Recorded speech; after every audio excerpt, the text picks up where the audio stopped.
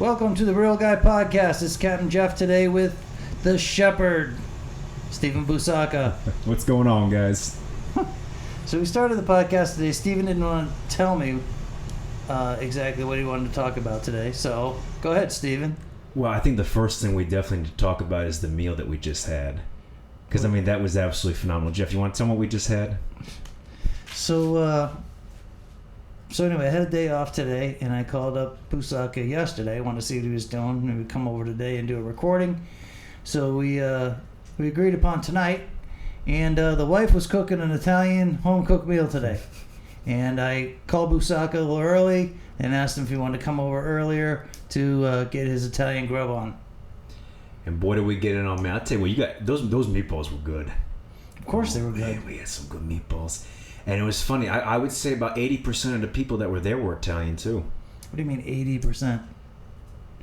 Only you and my mother-in-law were 100% Italian at the table tonight. That's where the 80% comes in. Well, actually, I guess the wife was 100% Italian, too. Yeah. Yep. But, what are you gloating over there? Something like, well, no, I'm not gloating. Dude, that's like the way to my freaking heart is through my stomach. So invite you over for some good Italian food. And then you're good. Exactly. So what I kind of wanted to talk a little bit about today. So, for those of you that have been following me on social media, you see that I've been posting a few pics the past few weeks from me going down fishing the beach. So for those of you that don't know, I'm known as the Shepherd, because of a whole sheep's head excursion that we did about 2 years ago. But beach fishing has really always kind of been my passion, particularly Jack Crevalle and snook. Snook being my favorite. So I've been doing pretty good actually these past few weeks. Nothing crazy to brag about, but just getting into some nice fish and it's just really enjoying myself. But I got to tell you, Jeff is one of the few people that you knew kind of what was going on with me for a while last year. Unfortunately, my health took a little bit of a downturn, and I wasn't able to really do much fishing at all last year. And I got to tell you, just being out there these past couple weeks has just been so refreshing. And so I just really kind of feel like I'm getting my groove back. And that's why in this episode, I thought it'd be kind of cool if we call this episode "Getting Back to Your Roots." Oh yeah. So you're making up for missing last year's happy bait and all that beach fishing last summer. Everything. And now I will say this though, aside from me not being well enough to do it, and I still think about this to this day. Last year on Dania Beach, and you'll remember this, there was so much seaweed. I mean, you couldn't cast. Right. Nobody live bait. Nobody could get anything because there was seaweed piled as far as the eye could see. Now, one thing I noticed, and this might just be my superstitious side, but when you go to Dania Beach, they got the poles that kind of mark every so many yards over there. Well, I remember last year somebody kind of decorated one. It almost kind of looked like one of those tribal warning things, you know what I mean? What, they painted on it? Yeah, they painted on it. They hung a bunch of stuff on it. It looked like a tribal warning sign. And we had a joke that somebody done put a curse on the beach. And that was why all that happened. Someone put the voodoo curse on the beach or something? Somebody put the voodoo curse on. It looked like, I'm serious. And every time I go down there now, I look at every one of those poles to make sure that ain't nobody putting no voodoo or hanging no seashell or rock or nothing from them things. Well, that could have been voodoo. It could have been, what's that, Santeria? Santeria, like the Cubans and stuff down south there. Is that when they do the chicken beheading? They cut the chicken? Is that Santeria? Yeah, they do the chicken foot. Yes. Yeah, so it could have been that. I don't know. It could have been well, the Haitians, they got their own voodoo thing. They got a voodoo zombie type problem. Yes. I don't know how to explain that one, but that's the Haitian thing is they got this guy that I don't know. He's zombie-ish, and Maybe that dude was down there at the beach putting the curse on the beach. I mean, it was like, but I tell you, I mean, I always looked around and I see no zombies, but I do remember that I thought that was very interesting because I've been fishing that beach for a while. So you think you'd know a zombie if one was I down would know there. a zombie if I seen one. Sometimes I see one when I look in the mirror in the morning. What's the dead giveaway at the beach when you see a zombie? The dead giveaway is the fact that they look dead. That they look dead? By the way they walk. And the walk. It's all about the walk and the talk. I guarantee you a zombie can't get a dozen. Probably not. And maybe that was why he put the curse on the beach, because he knew he couldn't get a dozen. He didn't want nobody else to get a dozen. Dude, that superstition stuff, that's all a bunch of horse malarkey. I knew you were going to say horse malarkey. Well, you know, like, you know how many times somebody gets on my boat and they're like, I didn't bring any bananas. Oh, God. Or if they see a banana in my boat, they freak out. bring up the banana thing, and it's like superstition and all that kind of monkey business. That's crap. Let me tell you guys something. You know, and I ain't no expert here, but, you know, I always think that, you know, the power of the mind. If you didn't know about that whole banana superstition, if you saw a banana on the boat, you wouldn't think anything of it. You'd be like, oh, can I have one maybe? That's it. But then all of a sudden, as soon as somebody plant that in your mind, that's all you think about is, oh my gosh, we caught nothing. It must have been because of the bananas. Well, I think a lot of people don't catch nothing. Well, and then they're looking for a scapegoat. Exactly. And the banana thing, that's easy. Yeah. That's like the easy thing, the easy way out. You know what I mean? I mean, listen, guys, I mean, sometimes right. They're biting, sometimes they're not. All right, so last month I probably did like 30 trips, right? Okay. And let me tell you my schedule, or how I roll every day. So, get up around 10:30 in the morning and drink a pot of coffee. That usually takes me till about 11:30.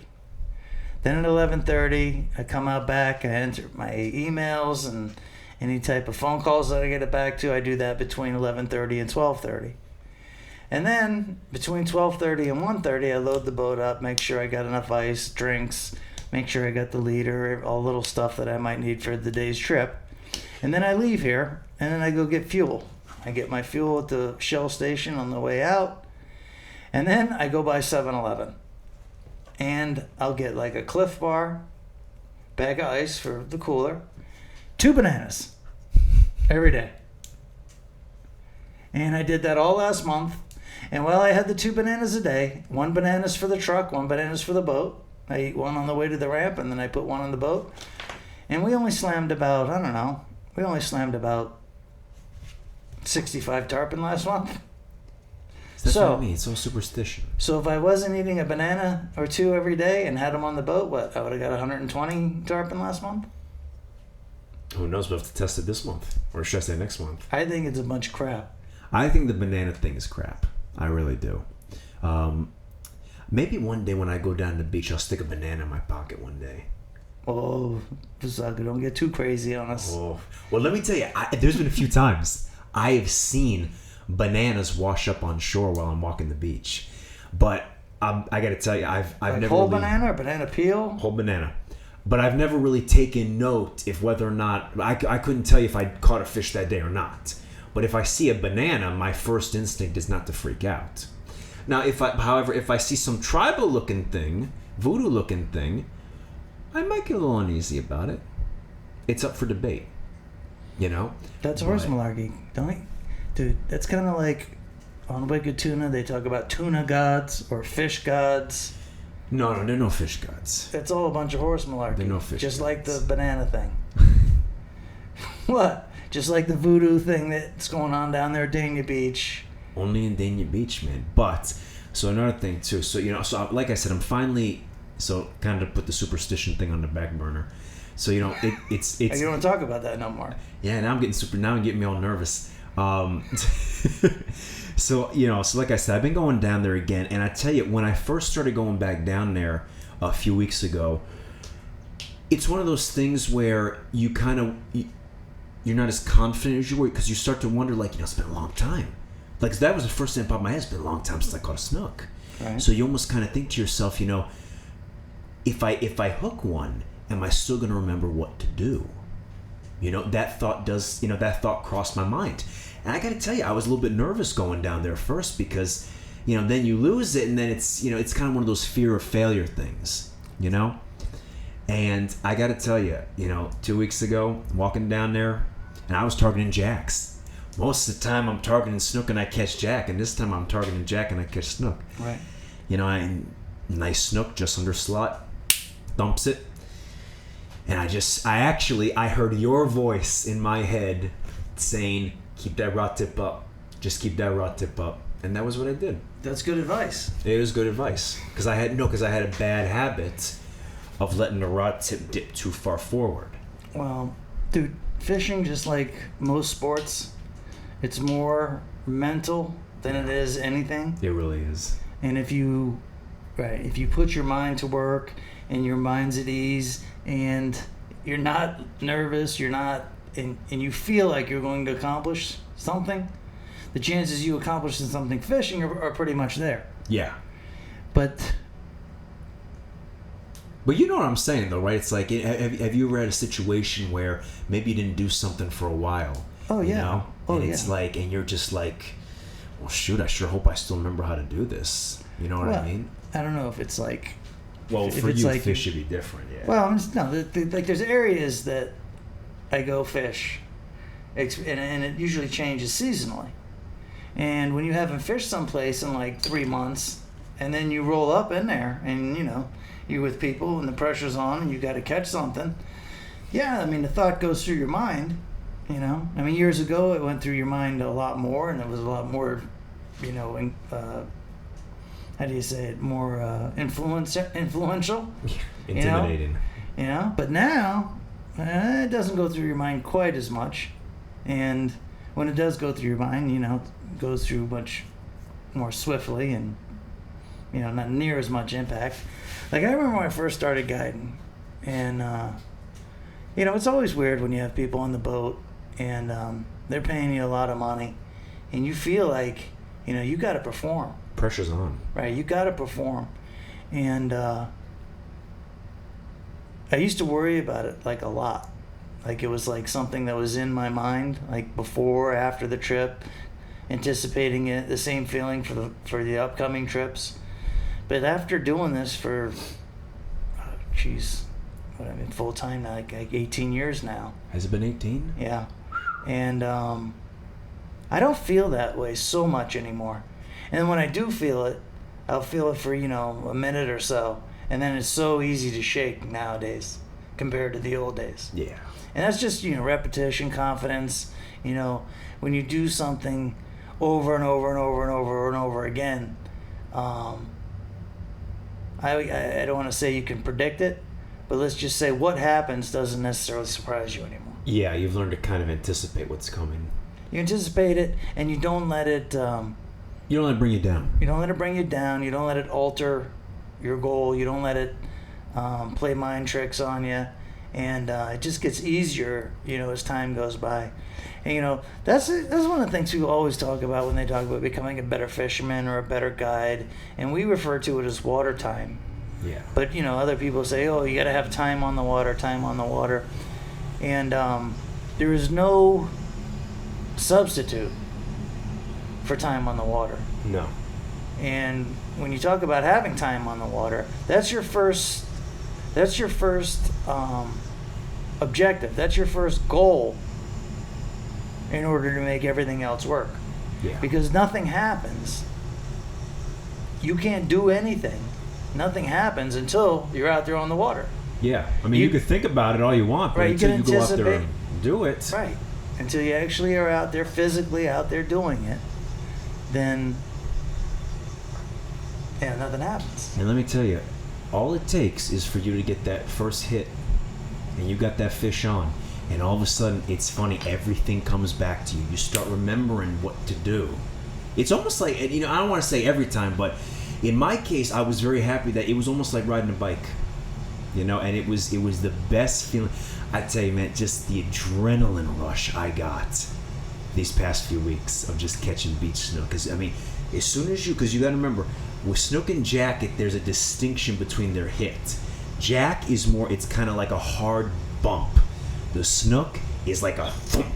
And I know as soon as I feel that initial thump, And I set that hook, and that snook would take off, and as soon as he jumps, I mean, my heart just starts going on much, but in a good way, though. Of course. It's the best feeling in the world, I can tell you. And I've noticed kind of a change in my whole attitude and just everything these past like 2-3 weeks from finally just going back out there and doing it and not just sitting there thinking about it. Well, and you caught a couple snooks. And we actually got them. Yeah. You know? It's amazing, you know, like how catching a couple fish, you know, will change your mindset, change your attitude, you know, let yourself enlighten yourself.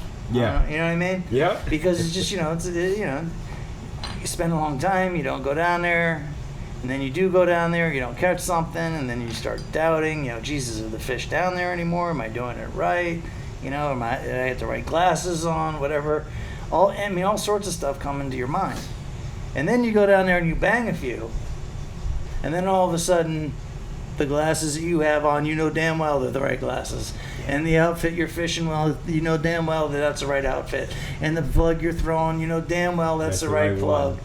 And then, you know, you go down there and 2 weeks go by and you don't catch anything, and then what happens?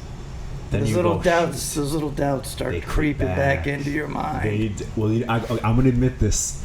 I've been guilty some mornings because I got to say, it's very rare that I've been going down fishing to the beach in the middle of the afternoon during the day. Very rare for me to do that. I like going early morning. But when I wake up at like 5:45 in the morning to go down there, I've been guilty of looking in my closet and saying to myself, well, you know, when I wore that shirt, I caught a real big snook. No, you didn't. I did. You would like I'm gonna wear the shirt that like is my lucky shirt, that type of thing? Well, not so much as my lucky shirt, but I just think to myself, okay, when I wore this shirt, I caught fish, but they were on the smaller side. When I wore this shirt, I seemed like I was catching them bigger. Look, I'll admit it. I've done it. I haven't done it every time, but I've done it. But so this is the thing with me. Whenever I fish, the thing I love about beach fishing is how unpredictable it can be, and how I like to almost like kind of strategize it. You know, I start thinking to myself like, okay, I need to get into these fish's heads and try to figure out. So I recently have kind of learned a little bit of a pattern that I've noticed these past few weeks. That's called developing a pattern. Developing a pattern. So you've developed a pattern. I've developed a pattern that seems to be working. Okay. Now, I'm not going to really go into what it is, and I'm not going to say that this is set in stone. But again, I've noticed this. So, it goes back to when we were talking about, you know, in Triple Live last year. Well, what's the best way to do it? Whatever way you find works for you, that's the best way to do it. So you're not going to tell us what your pattern was? Yeah. I mean, should I? Yeah, I mean, you brought it up. It's a podcast. It's like people want to hear stuff. All right. So what I've noticed is I've been going out an hour before high tide hits. Because you guys, so you know, for anybody that fishes the beach, you know, you got to remember, especially if you're fishing for snook, you always want a moving incoming tide, is what I've always learned. But it's always been kind of up for debate of, well, okay, well, you need to do 2 hours, 3, because I fished them all. I fished 2 hours. I've even fished 4 hours before high tide hits. Mm-hmm. There's still enough water that fish will come in close. But what I've noticed these past few weeks is I've been getting there 1 hour before high tide hits. And so far, that's when they've been hitting. And you're buying into that? For right now, I am. But the thing that I always laugh about snook is once I think I've got them figured out, all of a sudden they do. And I don't get me wrong. That's not saying that, you know, before that they're not going to hit. But I've noticed that I seem to be getting a lot more luck if I get there and start fishing an hour. You see, that's how, when you start thinking like that, that's how you become a tide junkie. Do you know what a tide junkie is? You know what? You can make fun of me, but I consider myself a little bit of a tide junkie. Dude, I'm not making fun of the tide junkies. I'm just saying that there's a way to fish that you become a tide junkie. And a tide junkie is somebody that only fishes for certain species at a certain time because they think it's going to be easy for them. Well, I wouldn't go that far then. Because I always go out there like, listen, it's never going to be easy. Well, you know? But no, that is true though. A lot of guys will be like, okay, this will be the best time for me to get this. Now, there's a lot of dudes. I mean, there's a lot of like professional guides that are tide junkies. Like, for instance, they'll time their trip according to the tide, to what the tide's doing. So if the Yep. tide's happening at 11 o'clock at night, they'll pick the dude up at 9 o'clock at night so they can fish at 11 o'clock at night. Yep. So now, speaking on the subject of tide junkies, how about moon junkies? Same thing. Guys that now, so I don't buy into the tide or the moon. I will say this. Have I caught fish during a full moon? Yeah, I have. Mostly during the day, however. I have fished the morning before during a full moon. I've caught fish. Have I caught as many fish? No, but I've caught fish. Well, I don't know. I hear everybody talk about the moon, the tide, the new moon, all the different stuff, and I listen to it. And then I book my trips. And when I book my trips, I pretty much work somewhere between 5 or 6 days a week. And I never change the time that we go fishing. I pick the people up at 4 o'clock right now. We fish till 9 o'clock right now. A couple months ago, when it was getting, it was dark much earlier before the time change, I picked them up at 2 o'clock. We'd fish till friggin', 7 o'clock. It's a 5-hour trip. And the only thing that I can tell you that is without a doubt fact is that when the sun goes up and when the sun goes down, it activates the fish. It might only be for 5 or 15 minutes, sometimes an hour, hour and a half. Yeah. But often, that's when you see the fish get active. Yeah. And I've seen them get active on all tides during that different time. I'll tell you something else about the tides. And for all you tide junkies out there that are listening, make sure that you're listening up nice and good right now. The tide is important because the tide will tell you where you should fish. The tide is not near as important to tell you when you should fish. You feeling me? I like that. No, because you have to, especially as a professional. I shouldn't say especially as a professional, even as a recreational angler. You only got so much time to fish. So whatever the tide may be during the time you're going fishing, you have to deal with it. So instead of becoming a tide junkie, I think more people should expand their horizons with getting more spots that work at different tides. And then take advantage of the sun going up and down, and then let that be a trigger for the fish. Honestly, Jeff, a lot of it I really think is just luck too. When I like the tides and the moons. Like I said, I do watch the tide, just because that's when I've had the best luck. But I do think a lot of it is just luck. Because guess what? I fished many, many tides, incoming high tide, no full moon, and still haven't gotten a hit. Okay. Sometimes they might be there, sometimes they might not be. I never talk when I'm out on the boat with clients. I never talk about tide, but I do often talk about fish moods, because you have certain times where the fish are just in a phenomenally good mood, where they'll let you hook them. They'll basically eat, the baits that you have out there. And it could be the same exact tide and time tomorrow, but the fish just aren't in that great of a mood. So maybe they're just not eating quite as well. And same thing with humans and all sorts of other, there's different moods that you can be in. And if the fish are in a good mood and they're happy, you get a lot more strikes. When the fish aren't in a good mood and they're dormant, and you're not going to get as many strikes, regardless of the time of day, regardless of the tides, regardless of anything. So, where does that leave us? Tide junkies, don't worry about it. No, it's just basically you just go fishing, and you keep fishing, and the more you fish, the better rhythms you'll get, and so on and so forth. But there's no right or wrong. There's no answer. There's no science behind it. No real science behind it. And what's good for one fish isn't necessarily good for another. Agreed. Like the tunas and the muttons, they like the full moons and the big moons and the big tides. I can tell you right now, the tarpon and the snooks aren't really that fired up about the big moons and the big tides. It doesn't, as far as I can tell, it hurts it more than it helps it. So, again, just when you think you know something, right? You don't know nothing. Then you act like you know something, and then you look foolish because you don't know nothing. And the stuff that you thought you knew the first year you were fishing is totally different than the stuff that you knew 5 years into fishing, which is totally different when you're into it for 15 years, which is totally different when you're into it for 30 years, and so on and so forth.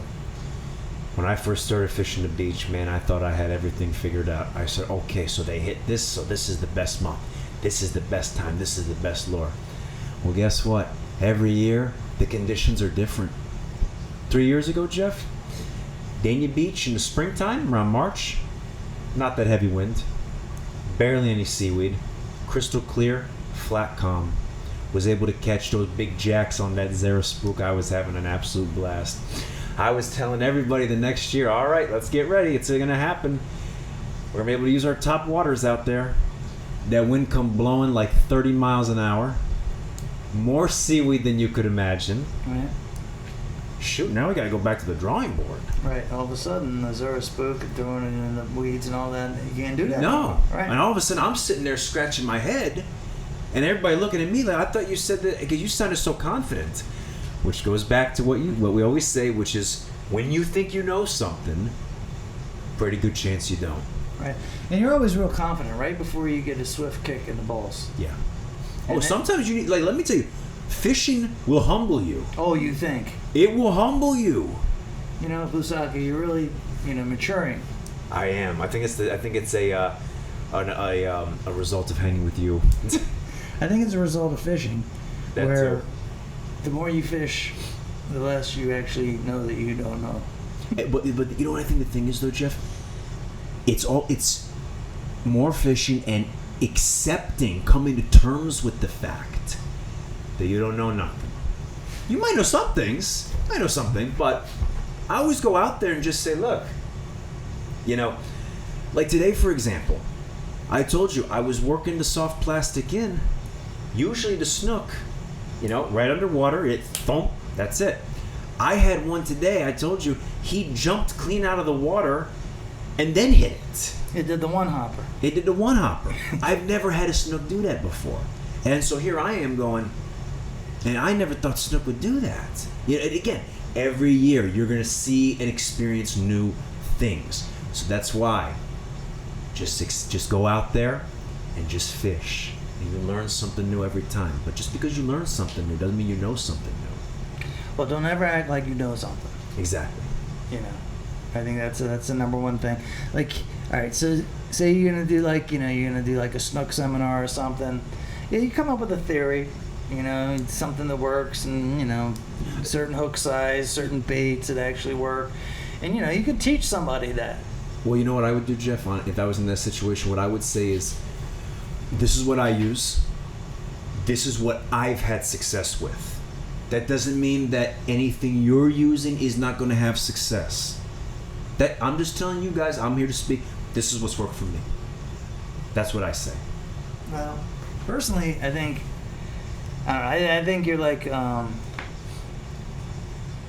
don't know, a little bit fish high right now because you got 2 nice snooks in the last 10 days or so or whatever. Yeah. So it's like you're going to bed at night right now. You're thinking about the snooks and I am. What they ate and how the conditions were and what's it going to be like the next time I go down there. See, but you can't do that though, because the conditions next weekend might be completely different. Yeah, but you do realize that that's one of the things that make fishing fun.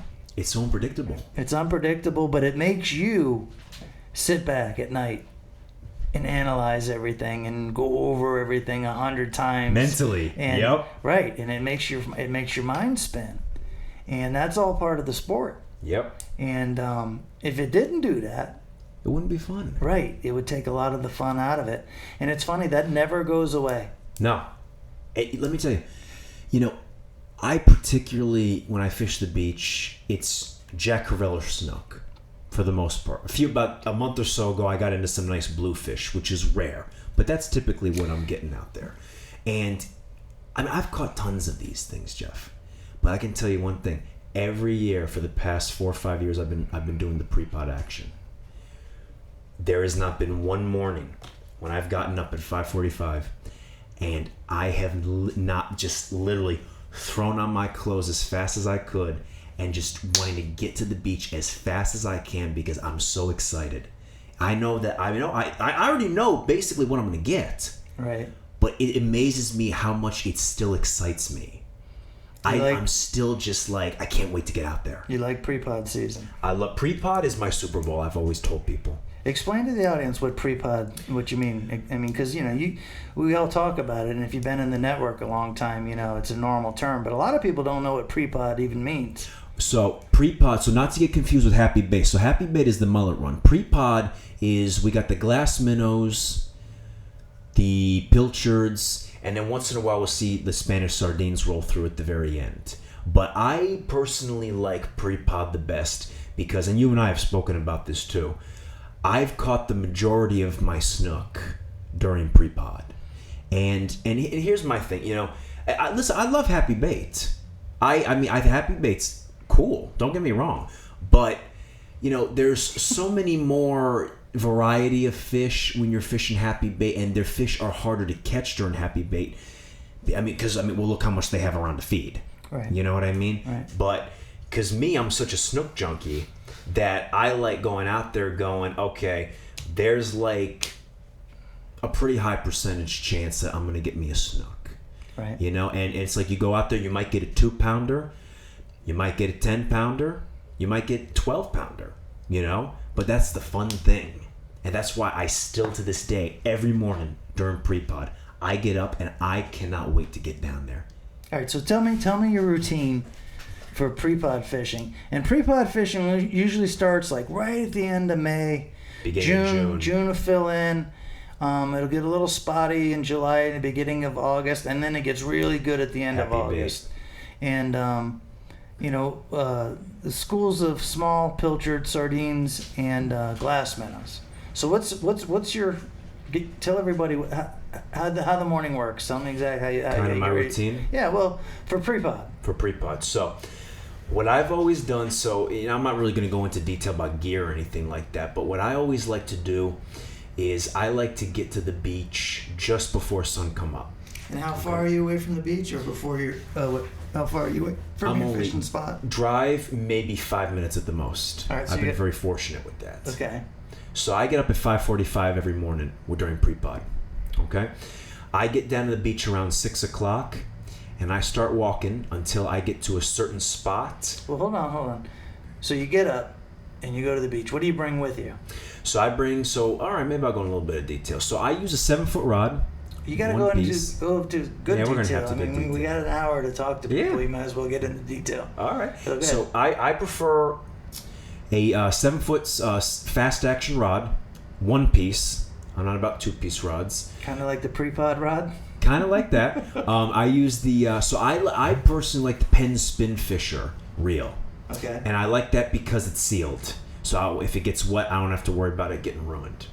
I roll out there with, I'm usually sporting about 20-pound braid, and I put on a 30-pound fluorocarbon leader. Now I use pink, all right, because pink is the first color to disappear. It's a good thing you're not getting that much into detail, but go ahead. I'm just getting started. Go ahead. Anyways, the equipment junkies and the Yeah, they might want to hear this. They'll So like it. I like 30-pound fluorocarbon because it's not too heavy, but it's not too light. I'm not really going to go into super detail about the lure that I use, but I like soft plastic swim baits. So I'll leave it at that. I like soft plastic swim baits. You do know it's okay to give people your the lure you're using for pre-pod. Yeah, no. It's not like it's like a 2-day thing or nothing. I know. It's not like the beach doesn't run from Miami to Jacksonville. I know, but yeah. So I like soft plastic swim baits. And whether or not. What color? I like silver is what I've had the best luck with. Silver, okay. I've had silver and gray is the best luck. Silver, gray, pearl. Yeah, something like that. Okay, go ahead. So I usually roll on down there. I get there about 6 o'clock, and that's from the time I wake up to the time I put my stuff on and get down there. So I start walking to, there's a certain spot where I've noticed that they start to hit. That's where they start hitting that. So I walk down to that spot. Usually by the time I get to that spot, usually about 6:10, 6:15, the sun is just starting to come up enough to where it actually is, I can see. Right. And I know that the fish can see. Okay, just enough. Now let me tell you, usually, Jeff, I've only got about maybe a 15, 20-minute window of when they're going to hit. Right. Okay? So what I like to do, and people have asked me why I don't use live baits. I can't stand still. I got to keep walking. So you're too fidgety. I'm too fidgety. But it's kind of a mixed blessing though, because you kind of get that morning cardio in, which is good. So I kind of make my way down the beach, and what I like to do is I do a nice steady retrieve with a twitch, and now mind you, at 6:15 in the morning, my reflexes aren't exactly lightning speed. But I tell you what, when you get that first initial thump, it's like somebody just gave me a shot of adrenaline. It is the best feeling in the world. But what I also like to do when I go out there is one of the first things I'll start doing is I look for the pelicans. Okay. That's the first thing that that if I can look around, look for birds, and see if you see pelicans diving. As soon as I see pelicans diving, I start running down that beach like a madman to get there. I don't care. I'll freaking hightail it down there. And it's funny, I start kind of rigging up as I'm running down there. So literally, and before I don't even stop, I'm almost there and it's still running. And I cast it right in there. Right, and there's been plenty of times. As soon as I get in there, twitch, boom. It's funny you mention the pelicans because, and all the YouTube videos, especially at the beginning, 10, 15 years ago when we were first starting to do them, Lamont would show like massive amounts of footage of the pelicans. Yep, I remember. The pelicans diving and the pelicans flying and the pelicans, continuously dive bombing, together, and just over and over and over and over again. And I don't know if people realized, that it was almost like a subliminal message. Like, oh, you want to go beach fishing? Oh, you want to do happy bait? Well, you might want to look for these guys. Yeah.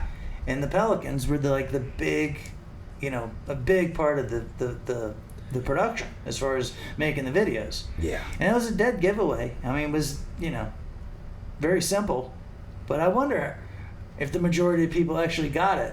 Like, hey, the mullet run videos, they all sporting the pelicans. Maybe that's the first thing I should look for. Because you got to remember, this is what I always remember.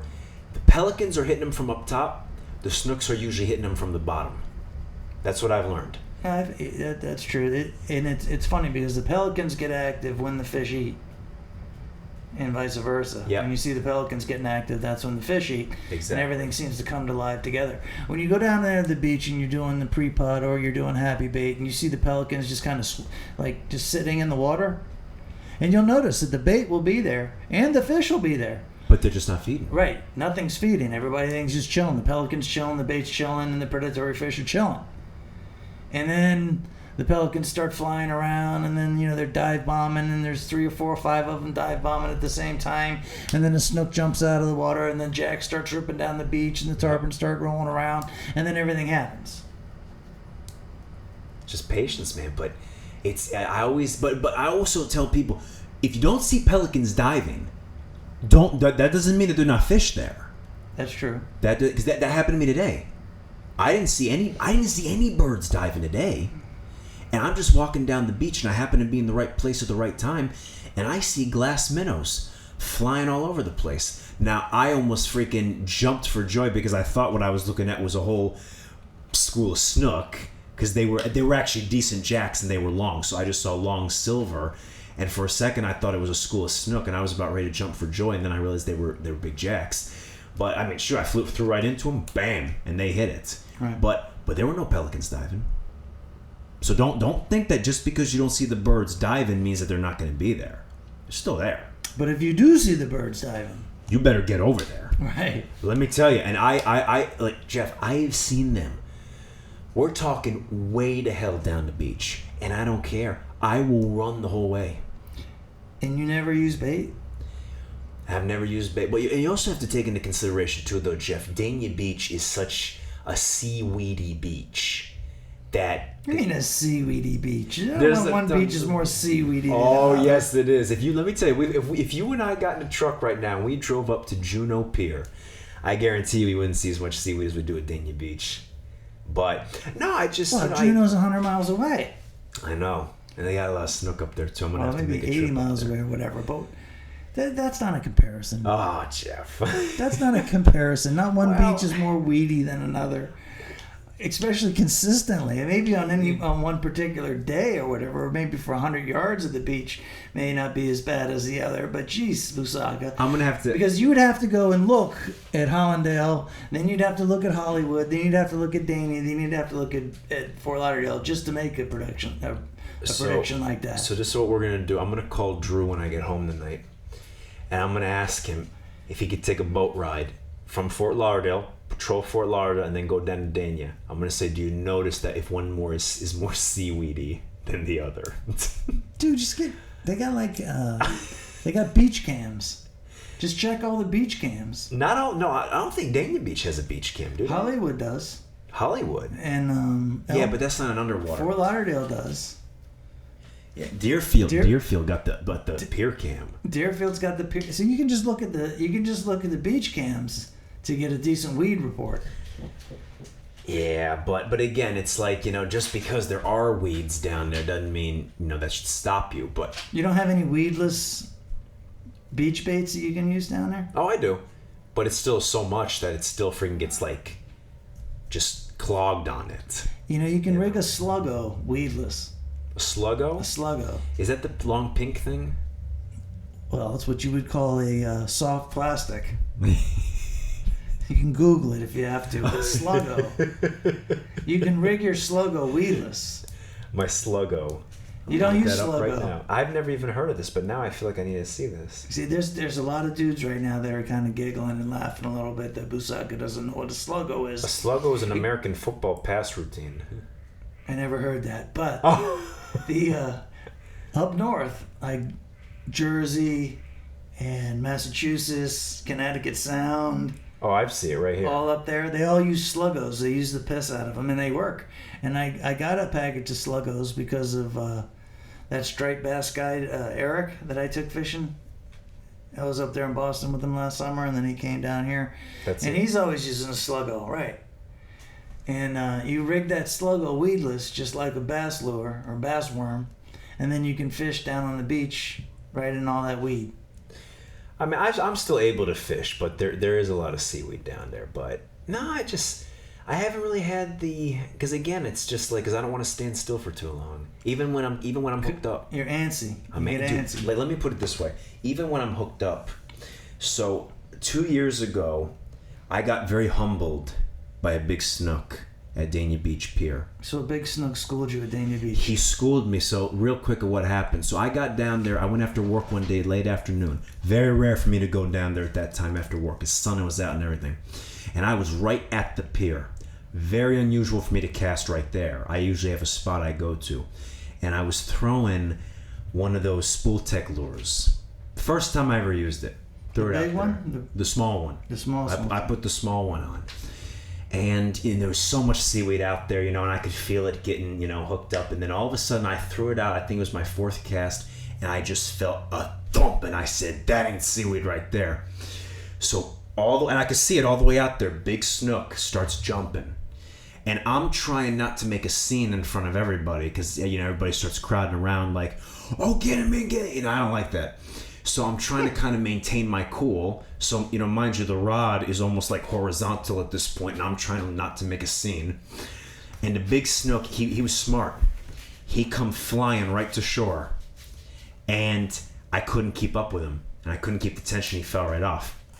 So this is a little trick that I've learned. Now, I'm not saying you guys have to do this, but this has worked for me. Whenever I hook a snook, snook, they go every direction. Sometimes they'll go to the left, they go to the right, out towards you. I've had them do it all. Whatever direction they go, I follow them and reel consistently to keep that pressure. And that has been one of my saving graces. So if I've got him hooked, if he starts making a beeline for the left, I can keep reeling. I run to the left with him. If then he goes to the right, I run to the right. I had him one time then come right straight at me, and I ran back, but you got to consistently reel. It sounds silly, Jeff, but it has saved me so many snook from losing doing that. Well, beach snook are a lot harder to lose than, like when you're bridge fishing or... Well, yeah, I mean, that's a different fishing by the jetties or by rocks or structure or whatever. Yeah. Like, one of the best thing about beach snook is, see, I'll roll down to the beach during pre-pod, and I'll bring, like an 8-pound test spinner with me. And I'll target 10, 12, 14-pound snooks with it. Because catching that size snook on that light tackle... It's fun. It's fun. It's a blast. And it's one of the few places where you can catch, like a 10 or 12-pound snook, and he's not next to some piling or bridge or something that he can totally, crush you on. I also bring, like an 8-weight fly rod down there and do it with the fly rod also. But, I don't know. Very rarely, unless it's a fly, do I not use bait. You know what I mean? Like, I go down and... well, you're not antsy like me, though. Well, I'm not antsy. And I also realize that, I'd rather sit there and let the fish come to me and, like, hang out in the sand and just, relax and take it all in than try to walk the hundreds of miles of sand and try to find them. I mean, like, if I see some fish splashing and they're 50 yards down, it's like, yeah, I'll go 50 yards or whatever. But, like, I wanted to go fishing on the beach one day with Drew. And Drew wanted to start walking from 18th Street all the way to, like, Commercial Pier. I did that once. Well, you guys are, like, skinny and stuff. And you're, like, half my age. Dude, I don't mean to interrupt you, but you know what I did one time? I walked from Commercial Pier to Lighthouse Point. In the sand. In the sand. I will never do that again. Why? Your calves still hurt? Not that. I hadn't had anything to eat, nothing to drink. Oh, that's brilliant. And no snook. So it wasn't even worth it. Beautiful day, but no snook. So I'll never do that again. I'm sorry, continue. No, I'm just saying, Yeah, no, but again, listen, I know plenty of people that like to just, listen, they let the fish come to them. Now, my case is a little bit different, though, because when I'm there early in the morning, I'm doing that before work. I'm only there for an hour. So as far as I'm concerned, is in my situation, I feel like I have to go find the fish, because I'm just like, if I wait for the fish to come to me, yeah, he might come. But if I walk and go looking for him, I might find him a little bit quicker. That's just my situation, But dude, listen, you're antsy. And I'm antsy. If you're antsy, then you're probably not. Like I said 100 million times, there's no right and wrong way to do it. No, it's just everybody's got their own way of doing it. But I mean, people would argue there's a right and wrong way to do it. Oh, of course. And like if you looked at like all the giant snooks that I caught on the beach over the years and so on and so forth, that's only because of the number of days that I've been able to go down there. And that goes back to water time. Right. And that's the biggest thing. Well, it's the first thing. Yeah. Like without having water time or spending time on the water, and when people talk about water time or think about water time, it's not like you have to be spending your time at the fishiest spots. You know what I mean, you might be able to learn something by simply sitting in your car at the beach staring out at the ocean. And you notice, wow, geez, about 50 feet off the beach, there's a little weed slick right there, or a shoal. and the schools of bait keep popping up right there where the weed slick and the shoal is, or whatever it might be. But the water time could be at a boat ramp. It could be at a park. You could be sitting on a friggin' bench at a park overlooking the water and see schools of mullet come by, or see maharas by the seawall, or see sheep's head eating on the barnacles, or whatever, and so you learn something. Observing. You observe. But you have to be on the water in order to observe. That's why I told you last year, I told you in Lamont, I said, I am making myself a promise this year. Because I said I was so appalled at how many snook I caught last year. I only caught 5 the whole year. I caught 5 the whole year. And you got 2 in the last week. 3. 3 in the last week. Yeah. All right. So and they've actually been quality fish. So that was why I said I made myself a promise that this year I'm going to put more water time in. Now, 2017, I was killing it. I was so proud of myself. But I was putting the water time in. I was going down there, Jeff, 5-6 times a week. I was doing it. And then in 2018, you got sick. You got sick. Yep. And did they ever figure out what that was? They did. They found out what it was, but the recovery was pretty long. So, and I tried. I will say this: I did try to go down to the beach during Happy Bait, but physically I couldn't do it. I don't think I told you about that either. I physically tried going down there, and I couldn't make it. So I think you might have got red-tided. That was actually before it got down here, but and I tell you what, I don't mean to sound dramatic, but that was the worst feeling in the world.